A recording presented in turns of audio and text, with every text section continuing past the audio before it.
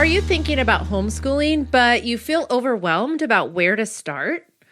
You are not alone. In today's episode, I'm walking you through the exact steps to begin homeschooling legally, practically, and confidently without burning out in the first week. Hey, homeschool mom, I'm Erica Sagert on the Intentional Homeschooler podcast with more actionable steps and encouragement for your homeschooling journey so you can confidently and intentionally homeschool your children without sacrificing your sanity. Grab a pen and paper, your favorite cup of brew, and let's get started. When I first started thinking about homeschooling, I was overwhelmed. I had 2 babies and a preschooler when my oldest was ready to start school. And it just felt like too much. But I remember I was talking to my cousin on the phone one day. Basically, I was freaking out and she was trying to talk me out of my tree. I was wondering if I could actually do this. And at one point, I even thought, maybe I'll just enroll my oldest in private school. My cousin wisely encouraged me to go through that process. So I looked into the tuition, the schedule, the logistics, all of it. And in the end, I just knew that homeschooling was the right path for us. Sometimes you have to explore all of your options before you commit, and that's okay. But once you decide to homeschool, what comes next? That's what we're covering today. Step number 1, I advise you to take care of the legal side. So once you've made the decision to homeschool, get the legal side handled early. The process will vary depending on what state you live, so be sure to look up your state's homeschool laws. Here in Washington State, we have a few key requirements. So if your child is currently attending school, you first need to withdraw them from school. So you need to do that in an official way. Most schools have a withdrawal form. But if not, you can write a simple letter with your child's name, the school, the date of withdrawal, your signature, and then today's date. If you're withdrawing mid-year, I recommend sending it via certified mail with a return receipt, just so you have a really good record of what you did. And then after you withdraw them from school, if they're in school, you need to file a declaration of intent to homeschool. So this is for your child who is 8 years old or older. You'll need to file that declaration of intent with your school's district's superintendent. So this just notifies the state that you're homeschooling. You can usually find the form on your child's district website. Also, keep a copy of this for your records. Just put it in the file, and that way you have it on record. For children under 8, you're not legally required to file the declaration yet, but you still need to officially withdraw them if they are enrolled in a private or public school. So step 1, take care of the legal side when you're starting to homeschool. Step number 2, create a vision before you pick the curriculum. So before you run out and buy that curriculum, or before you create a full school schedule, pause and ask yourself, why am I doing this? Maybe your child is struggling academically and needs more support. Or maybe they're thriving academically and actually need more of a challenge. Maybe it's about your values, your biblical worldview, your flexibility, or time together as a family. Whatever your core reason is, use that core reason to begin shaping your vision for your particular homeschooling experience. That vision will guide every decision you make. Because let's face it, every family's vision for homeschooling will be different.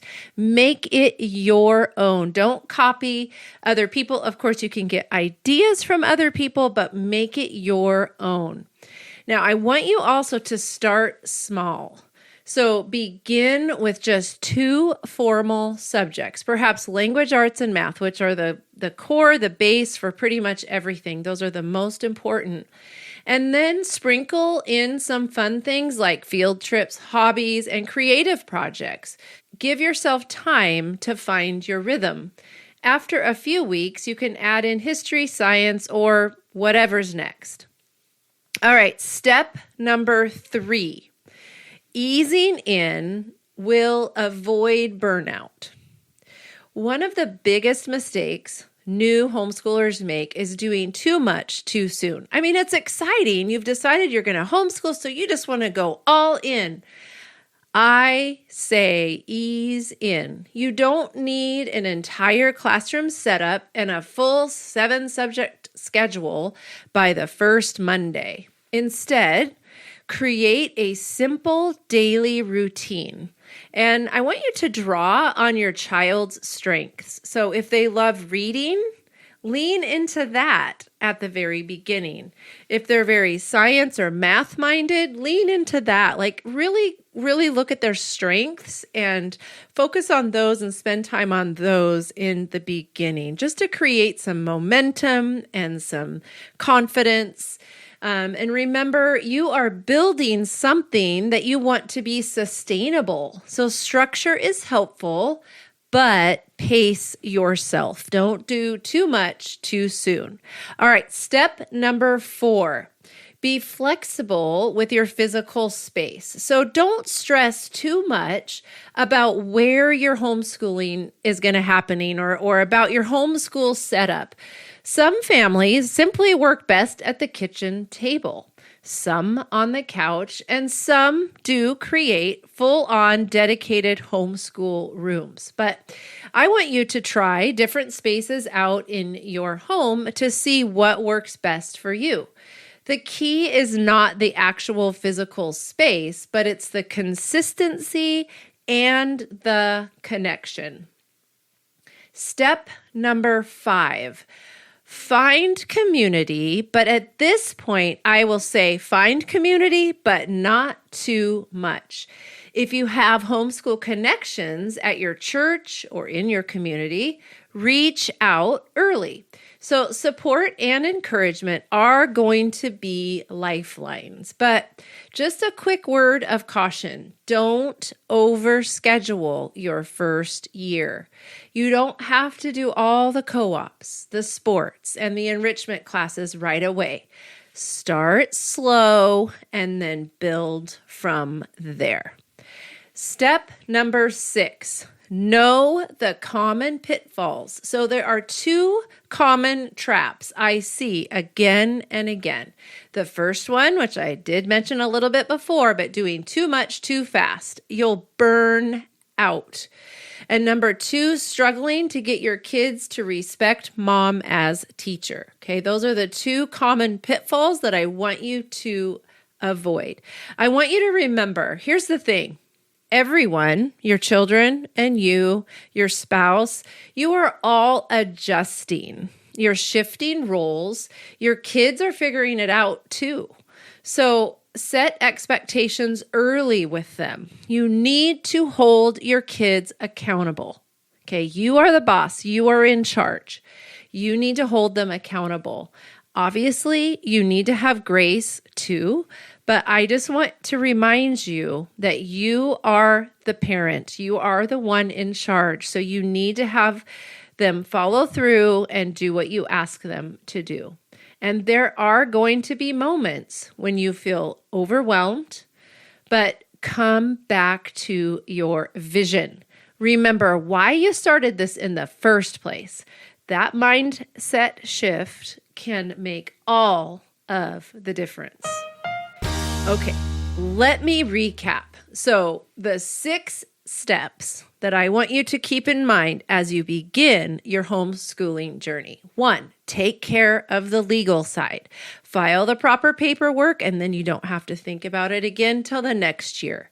Step number 2, create a vision so that you can come back to that vision and remind yourself of why you're doing this in the first place. Step number 3, ease in and avoid burnout. Okay, don't do too much too soon. Just ease into it. We want you to avoid the burnout. Step number 4, be flexible with your physical space. Some people get just overly excited and want to create the perfect setup. Just ease into the physical space. You'll figure it out. You'll do some lessons, do some weeks, and then you'll realize what you need. So ease into that. Don't be too hard on yourself that you have to have it all together in the beginning. Step 5, find community enough to encourage you, but not so much that it stresses you out. So community within reason. Step number 6, avoid those 2 common pitfalls of doing too much too fast and struggling to get your kids to respect you as teacher. So let me leave you with this. Don't let your fear of messing it up stop you from homeschooling. It was the hardest, best decision I ever made. And that's coming from me. I'm on the end. I'm done homeschooling. All 4 of my children are done. They are moving on into adulthood. It was the hardest, best decision I made, and I think you'll find the same to be true. You don't have to have it all figured out right away. Just start with 1 step, whether that's filing the paperwork, writing out your vision, or choosing your first math book. If you're still feeling unsure, just know this. You can do this, and you don't have to do it alone.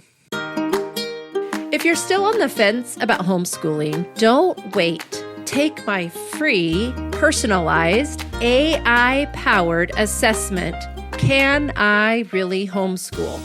It's quick, it's personalized, and could be the clarity that you've been praying for. The link to this assessment is in the show notes, so go check it out right after this episode. You can also follow me on Facebook, Instagram, and YouTube, as well as right here, where a brand new episode drops every other Thursday. Until next time, you've got this, Mom.